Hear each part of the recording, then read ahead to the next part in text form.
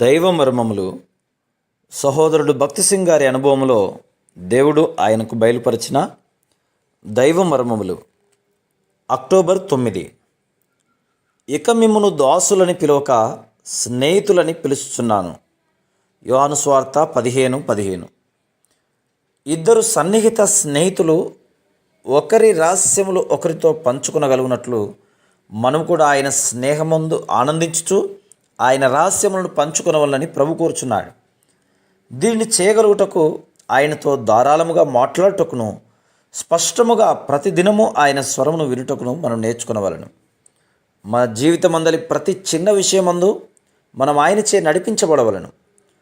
అనుదినము ప్రార్థనాపూర్వకంగా మౌన ధ్యాన సమయమును మనం గడిపిన ఎడల యేసుక్రీస్తు ప్రభు తన వాక్యము ద్వారా మనతో మాట్లాడుటయు జ్ఞానులకును వివేకులకును మరుగుపరిచిన అనేక రహస్యములను మనకు చూపించుటయు కనుగొనగలము.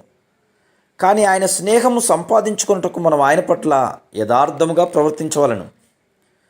మరలా 14వ అధ్యాయంలో 4వసారి మెల్కీసెదెకు రూపములో తన్ను తాను బయలుపరచుకొనెను. ఆ సమయంలో అబ్రహాము సొదొమ రాజు యొక్క శత్రువులతో పోరాడి వారిని ఓడించి తిరిగి వచ్చుచుండెను. ఈ శత్రువులు సొదొమరాజును పట్టుకొని చెరగా తీసుకొని పోటేగాక ఆ సమయంలో సొదొమలో నివసించుచున్న అబ్రహాము తమ్ముని కుమారుడైన లోతును కూడా చెరగొని తీసుకుని పోయిరి.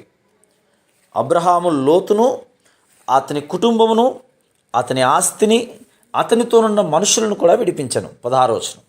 అదే సమయంలో సొదొమరాజును అతని మనుషులను అతడు విడిపించెను.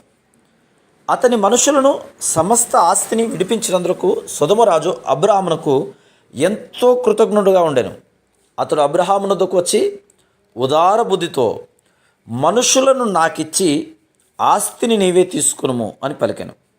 అబ్రహామునకు ఇది మిక్కిలి పెద్ద శోధనగా ఉండెను. కానీ మెల్కీసెదెకు ద్వారా దేవుడు అతనితో మాట్లాడినప్పుడే దీని కొరకు అతనిని సిద్ధపరచెను. Praise the lord.